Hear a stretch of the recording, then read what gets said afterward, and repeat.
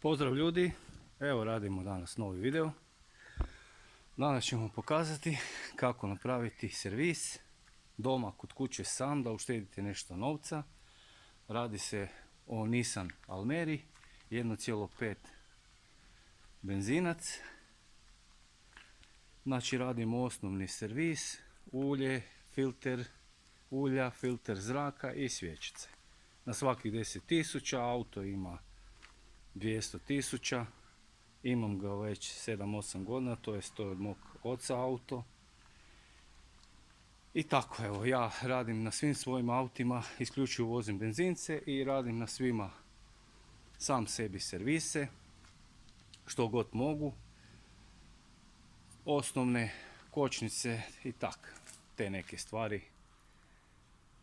Radim to već od kad imam prvi auto. Evo, sad ću vam, znači, pokazat ćemo neke osnove, kako možete si doma sami, znači nemam dizalicu, nemam grabu, snalazim se. Evo, ovako, malo podignem auto za par centimetara, zato jer je karter u zadnjem položaju, šeraf. Znači, šeraf se nalazi skroz iza, tu je karter. Evo, karter.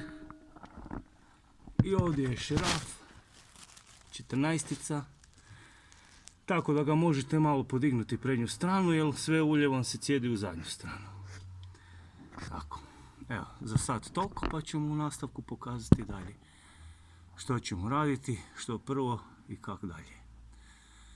Vidimo se u nastavku. Evo, prvo što napravite, znači, uzmite si jednu krpicu, uvijek to treba imati sa sobom za ulje, ako se prolije. Odšerafite šeraf za ulje, nadoljevanje ulja na deklu.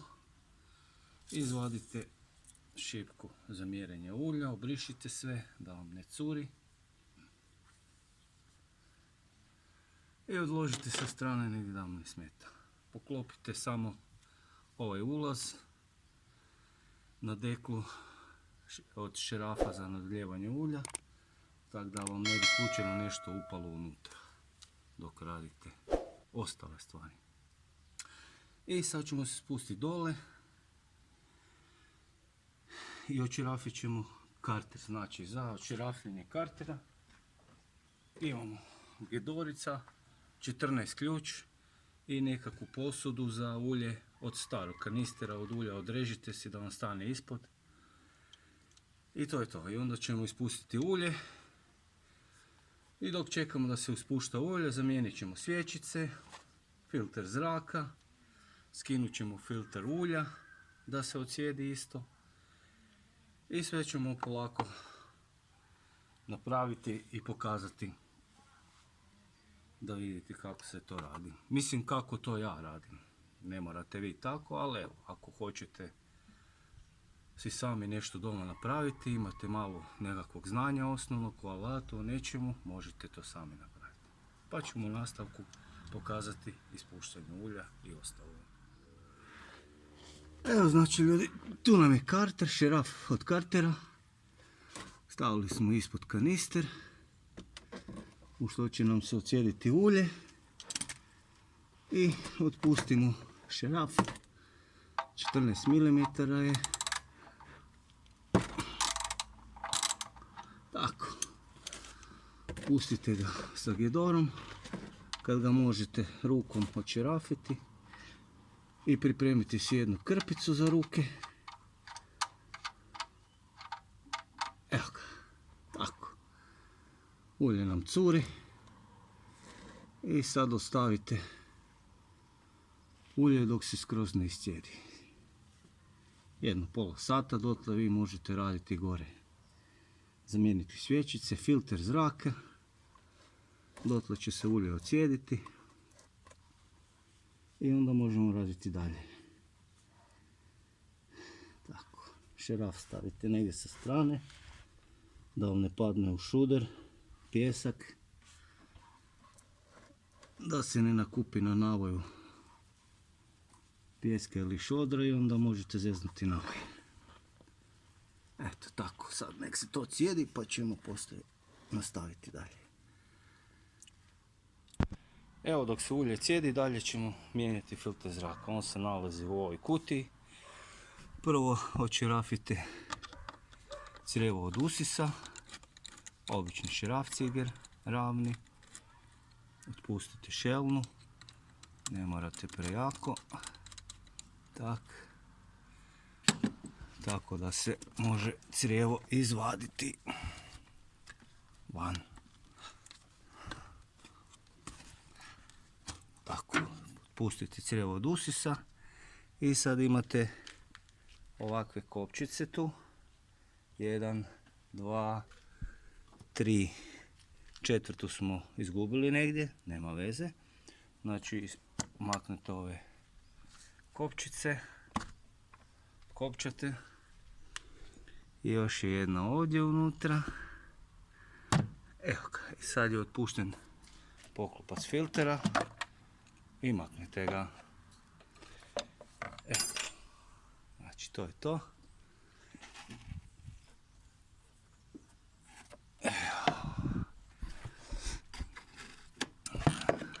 Tako, izvadite filter, znači nije jako zmazan. Inače možete i ostaviti, ja mijenjam filter svakih 20.000, u takvom smo području gdje nema puno, ajmo reći, prašine, zmazanoće. Negdje gdje su jako prašnjavi makadam ili nešto može filter biti zmazaniji, pa ga treba češće mijenjati. Ovo je još donekle dobar, ali stavit ćemo novi.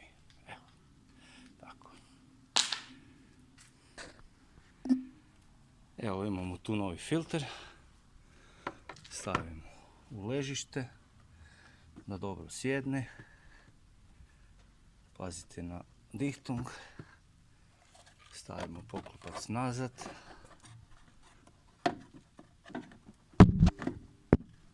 Tako, namjestimo i kao što smo iskidali,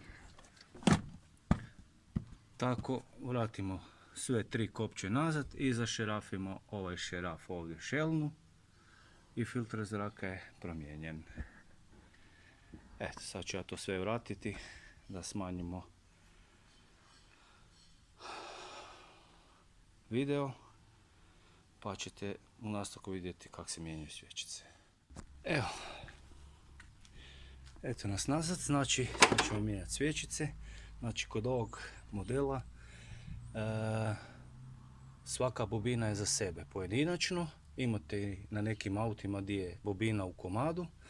Znači imate šerafiće, ključ 10, izvadite sve bobine van i jednu po jednu svječicu mijenjate. Ja ću sad promijeniti samo ovu jednu, tako da nam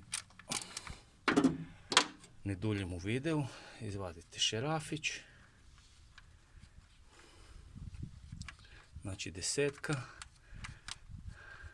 spremite si negdje šerafić da vam ne padne, izvadite bobinu van.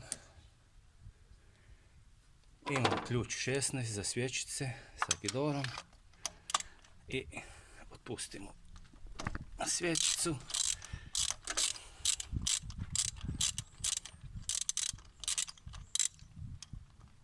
Možemo si ovako pomoći, sad se ide s rukom.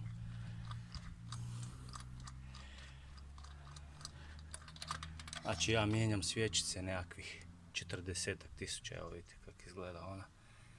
Svakih 40 do 50.000 promijenim svječice, ova je već ima dobar zazor na sebi. Evo, tu je nova svječica. Vidite njezin zazor, puno manji. Uvijek si usporedite svječice prije nego ih stavljate. Tako da se ne bi dogodilo, jer mogu vam prodati krive u ovom prodavonici autodijelova i možete si zeznuti na ovoj, pa to ne bi baš bilo dobro. Evo ga, sad ćemo to smontirati, pa ćemo onda dalje vidjeti kako to funkcionira u nastavku. Samo ćemo još pokazati, ne mogu sve odjednom jer snimam s jednom rukom, pa ću staviti novu svječicu i staviti unutra da vidite i to. Evo, nova svječica je u ključu. Znači lagano pustite da ona sama primi navoj. Ona mora ići jako lagano, fino prstima se vrtiti. Nemojte na silu, da ne zeznete na ovaj. Osjetit ćete pod prstima ako ide ili ne ide. Evo, došlo do kraja. Stavimo gidoricu. Tako. Ne morate ju pretezati ne znam koliko. Dovoljno je, eto tako, malo.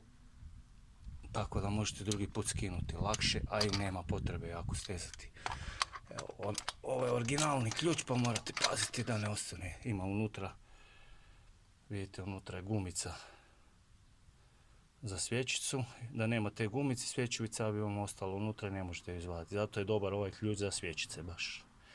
Jer ima tu gumicu gdje se ona unutra nabije i možete ju lijepo izvaditi van. Evo, i to je to. Sad ćemo promijeniti sve 4.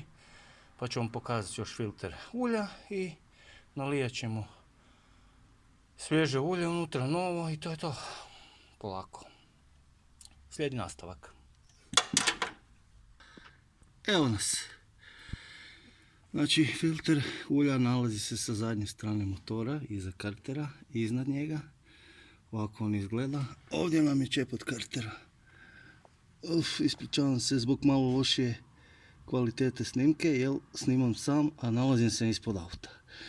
Znači, u ovom trenutku sad ćemo očerafiti filter. Znači, filter uvijek kada stavljajte sa rukom i stegnite koliko možete s rukom, nema potrebe s nikakvim ključevima.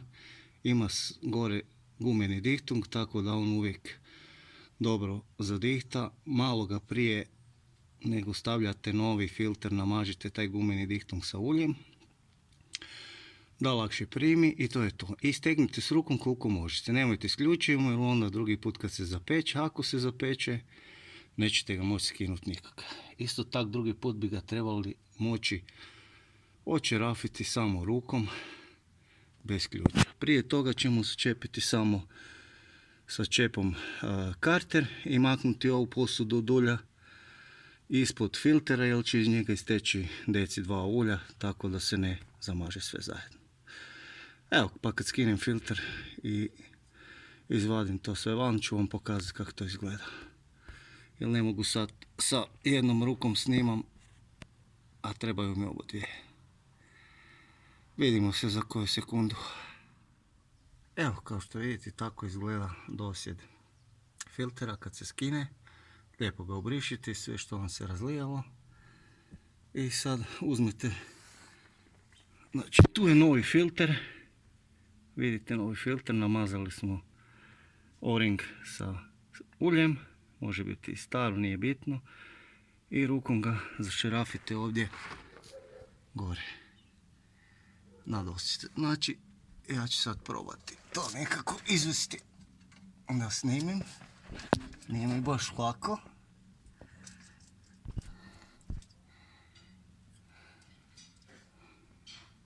Evo. Znači ovak. Tako. Tu nam je dosjed.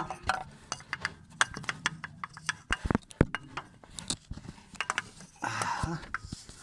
I samo rukom lagano ga zategnete. Znači on isto mora biti lagano, pazite da vam navalj lijepo sjedne. I koliko ide s rukom najjače, toliko ga zategnite i to je to. I on neće curiti sigurno. Promijenio sam ih od 98. od kad imam prvi svoj auto, milion. Tako da nikad nije puštao i uvijek je bilo dobro. Eto, to je to. Pa u nastavku ćemo vidjeti dalje što. Evo, bližimo se kraju. Ulje se iscijedilo. Još prije kraja samo da vam objasnim. Znači, ovo je čep od kartera. Tu ima jedna bakrena pločica, kao što vidite. Prije nego vratite taj čep nazad na karter, promijenite tu bakrenu pločicu. To služi kao dihtung. Neki auti imaju i gumenu brtvu, pa možete zamijeniti isto tako, se mijenja ta gumena brtva. Znači, začepimo karter, filter smo stavili, još nam ostaje nalijat ulje. upaliti auto, isprobati, provjeriti sve spojeve i to je to. Eto, sad ćemo to napraviti sve pa ću vam dio pokazati i vidjet ćemo to u nastavku. Evo ga, nalijevamo ulje, znači u ovaj auto ide 3,2 litre ulja po specifikacijama. Isto tako vi za svoj automobil stavljate ulje po njegovim specifikacijama. Isto tako i količinski, znači ovdje ide 3,2 litre, za svaki automobil je određeno koliko ide. To si pogledajte u knjižici vozila. Nalijali smo ulje, vratite čep dekla za nadoljevanje ulja. Šipku provjerite nivo, provjerite da li negdje nešto slini, pušta.